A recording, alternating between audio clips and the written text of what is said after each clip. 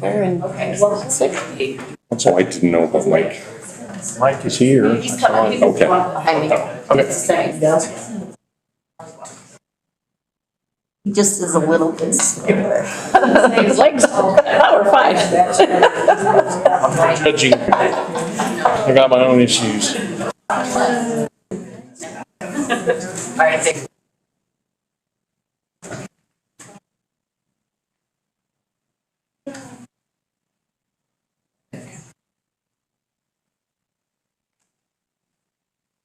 You need me to announce in public speakers and how we're changing stuff.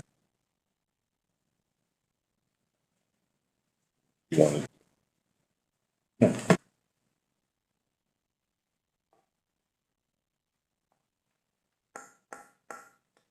Call this meeting of August 19th, 2025 to order. Please join me in reciting the Pledge of Allegiance. I pledge allegiance to the flag of the United States of America and to the republic for which it stands, one nation under God, indivisible, with liberty and justice for all.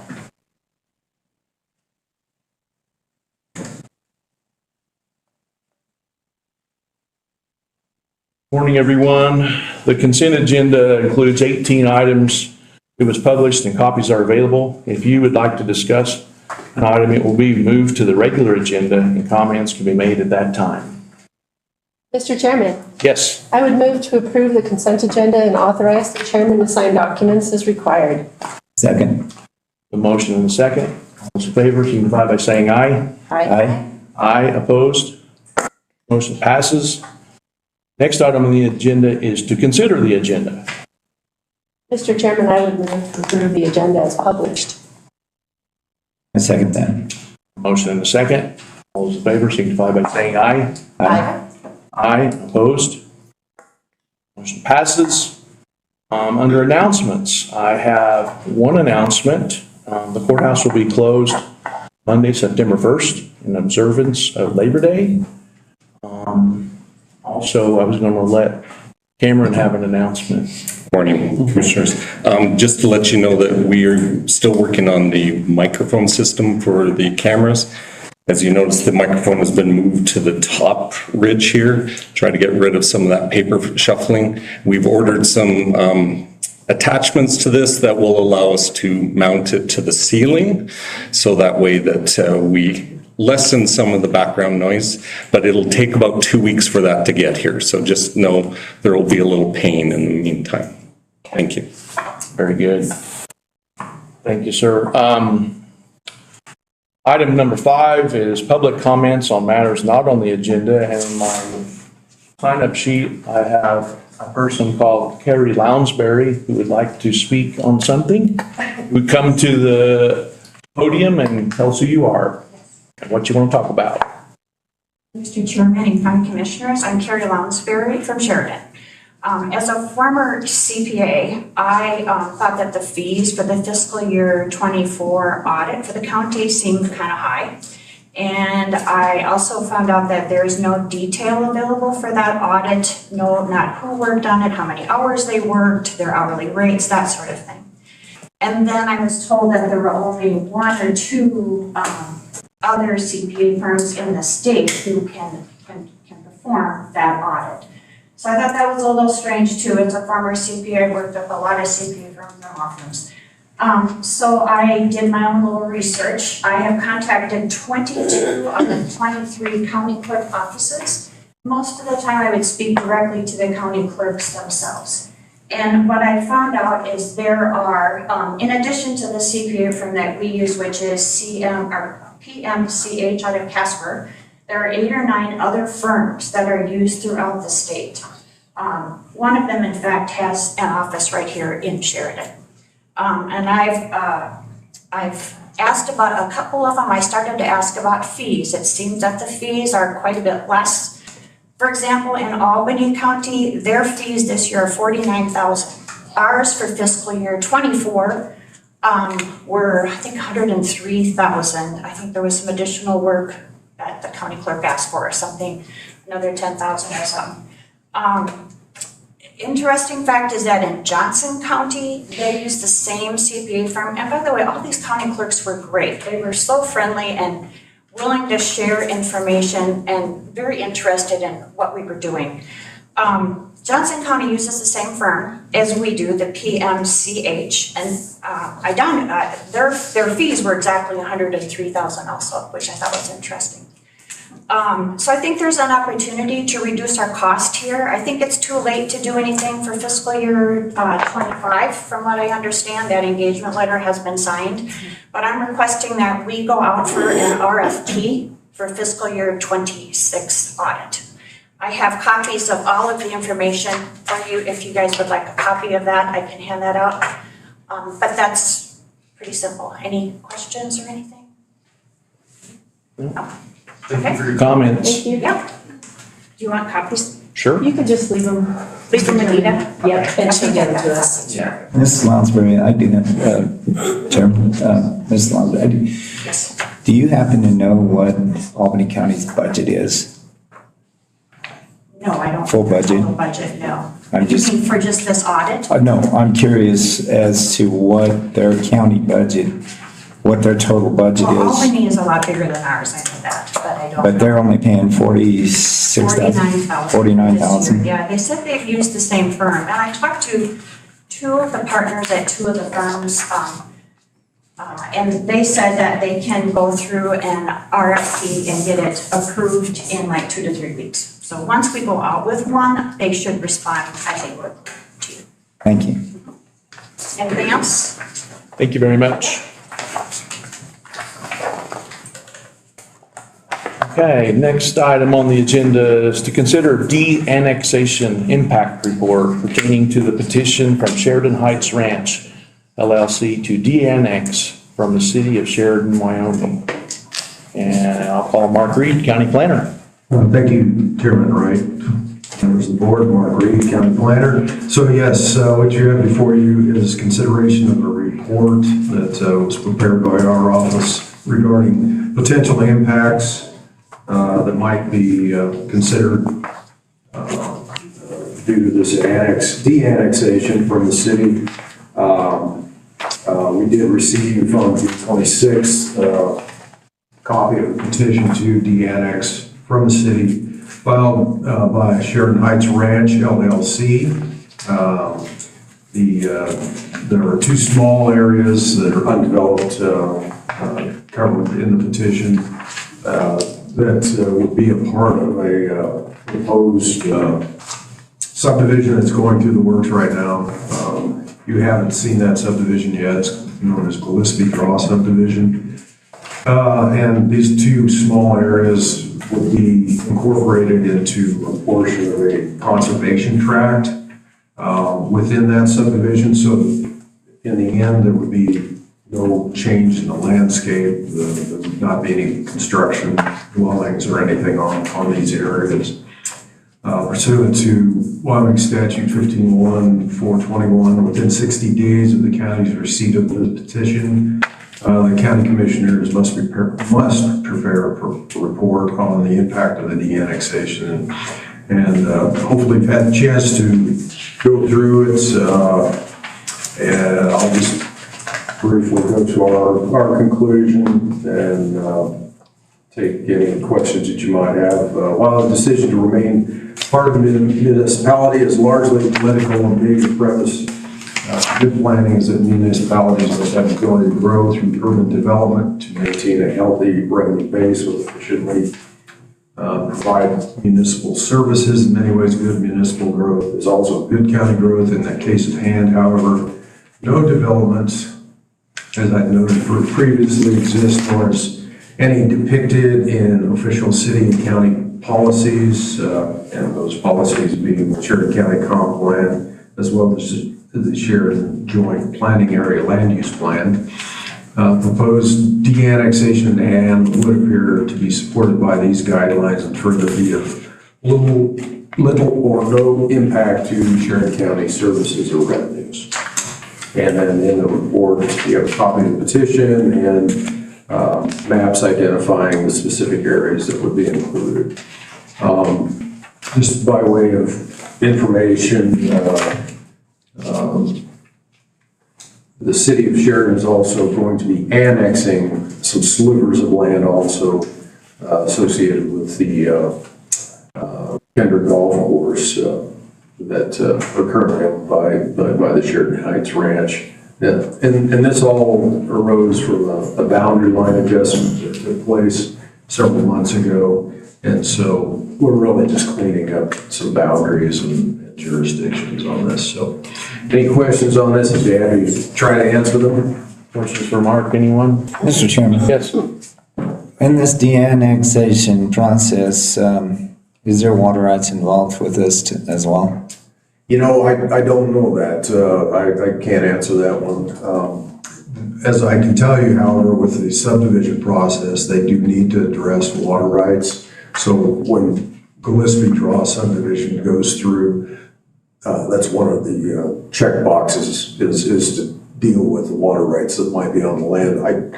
I'm pretty sure from our review of the subdivision application, there are no water rights on this property whatsoever. So anyway, that's about all I can tell you. Other questions for Mark? Anyone? Mr. Chairman? Yes. I would move to approve and authorize the chairman to sign the de-annexation impact report pertaining to the petition from Sheridan Heights Ranch LLC to de-annex from the city of Sheridan, Wyoming. Second.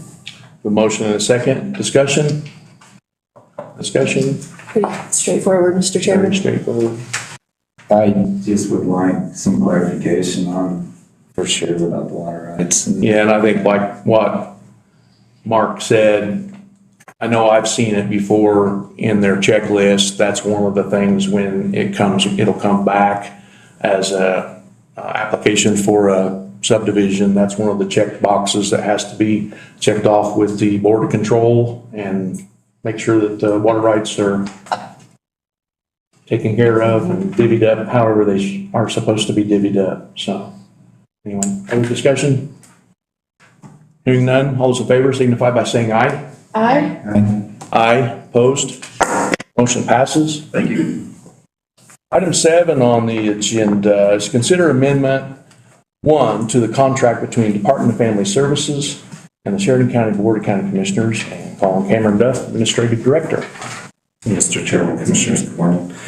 This particular contract, the amendment is extending the timeline for 1 year, and then it adds the same dollar amount. So 1 year contract is $65,000. They're extending it out by another $65,000 to make the total contract $130,000.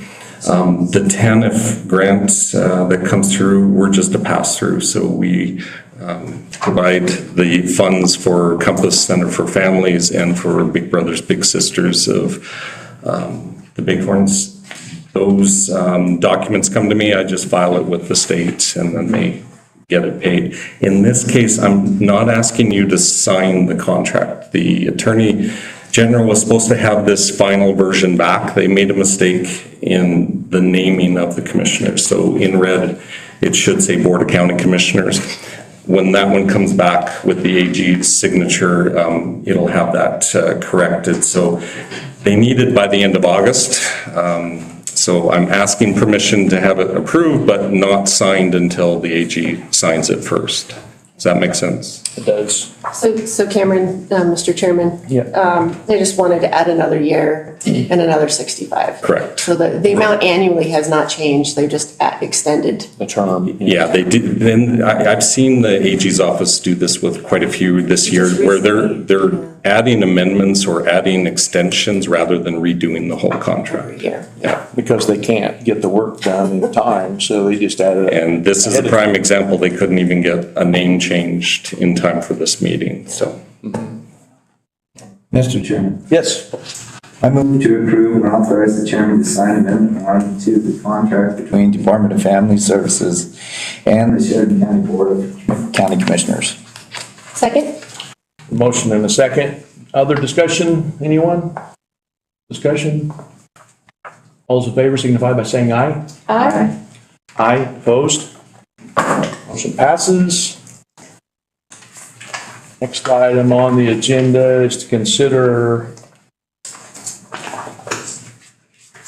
24 FEMA-SHEC-FM 5490-1F Grant Award Agreement between Wyoming Homeland, Office of Homeland Security and Sheridan County. I'll call on Jesse Lukehouse, Emergency Management Coordinator.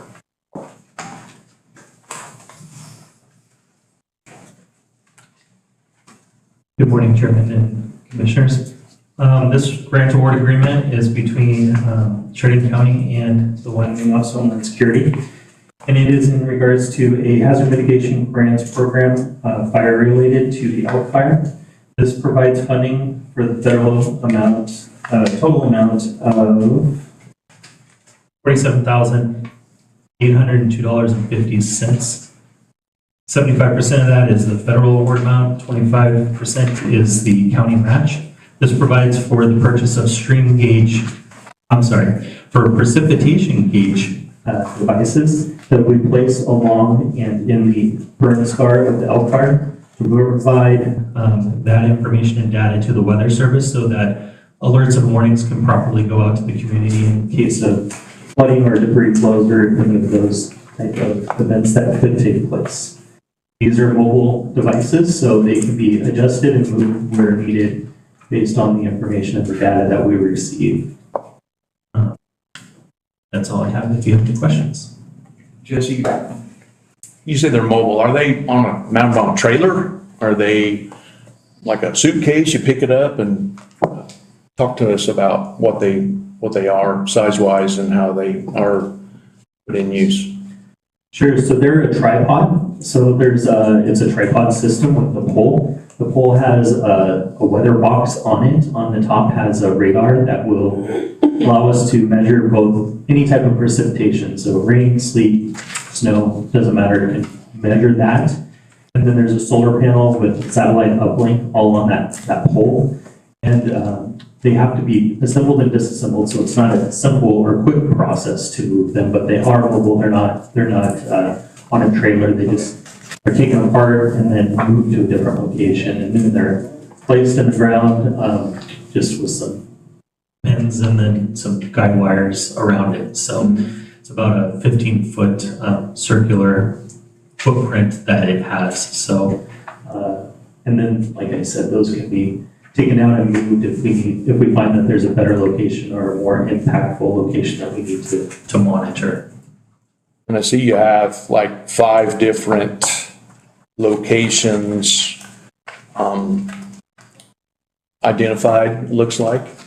Correct. We had some joint meetings between the National Weather Service, the Forest Service, a lot of key stakeholders, and those were the most important locations for the Weather Service to get data from that we don't currently have any type of precipitation gauges anywhere nearby. So that's why those locations were selected, and then we'll reevaluate those, and we can, because they are mobile, we can move them if we need to. Yeah.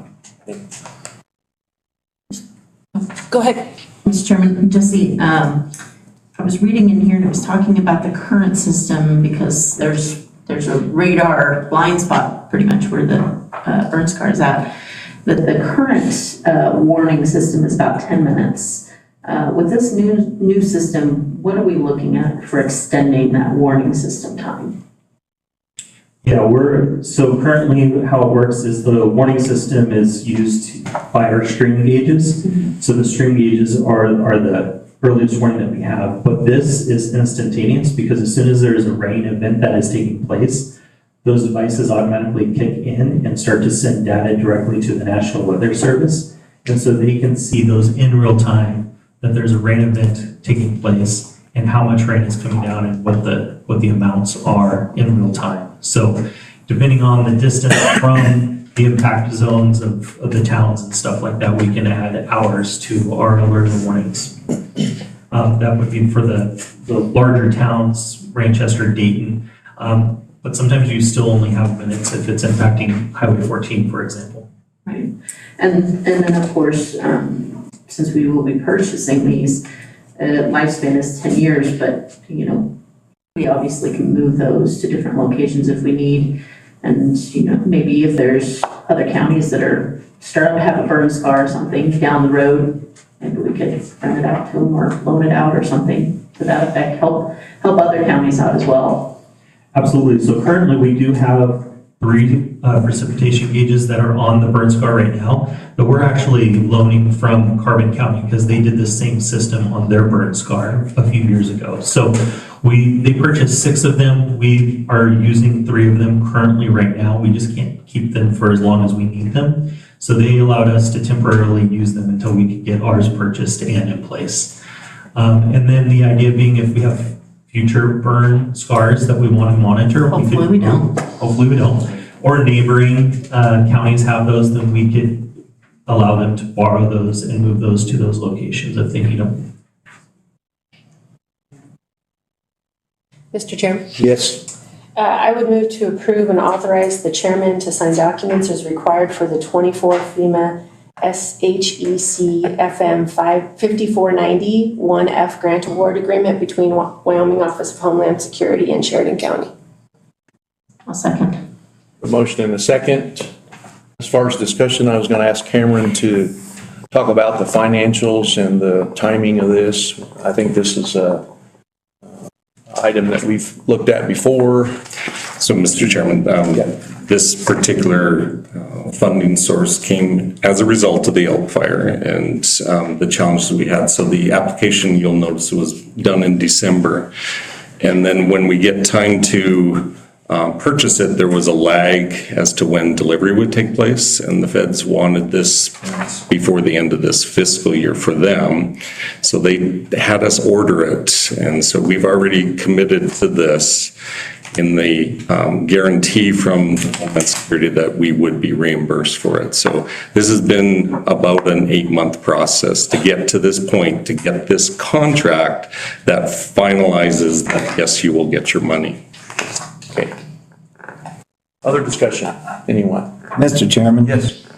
I will be in favor of voting for this as long as this is something that we will share with the rest of the northern and northeastern, northwestern Wyoming, especially like Thermopolis area, the fires that are going on now. What I don't want to do is to see this become another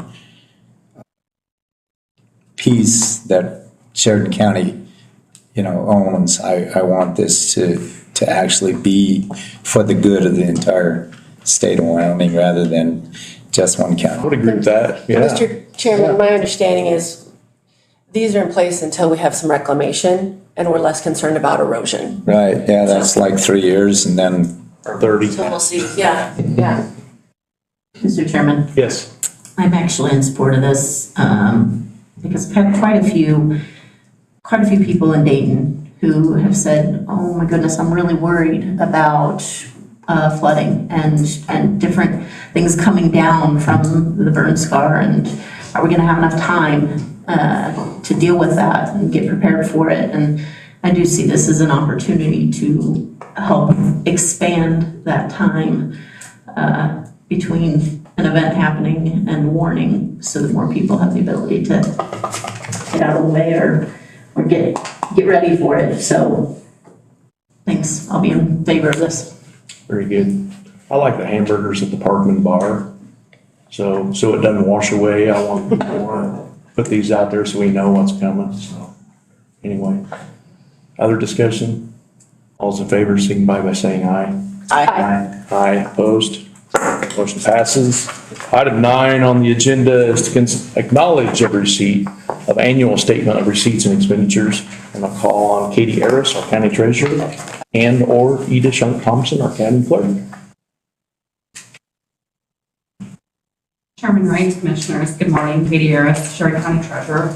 Agenda item number 9 is pursuant to Wyoming Statute 183515. This document is a statement of receipts and expenditures for fiscal year 25 and includes the budgeted amounts as well.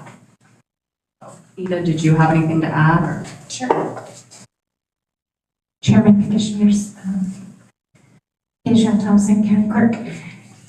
In addition, the statute requires it to be published, so you'll see on the second page that it will publish today. wanted to add that. And thank Katie and I want to acknowledge Deb working on all of this to get it done.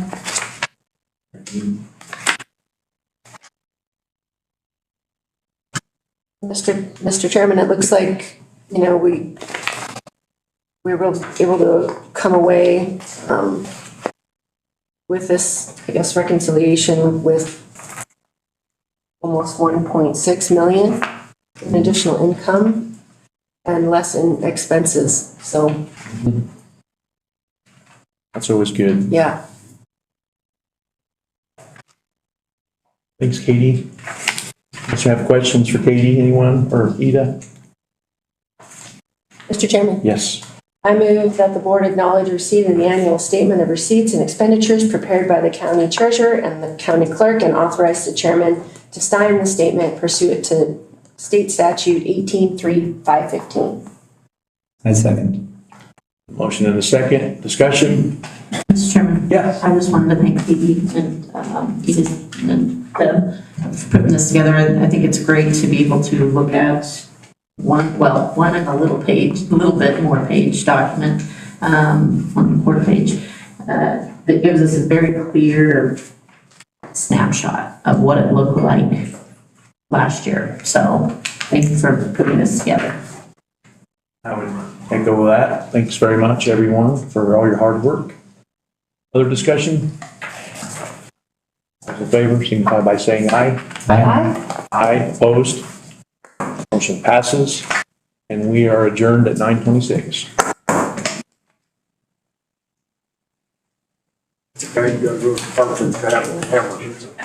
Yeah. It's probably one of the higher points in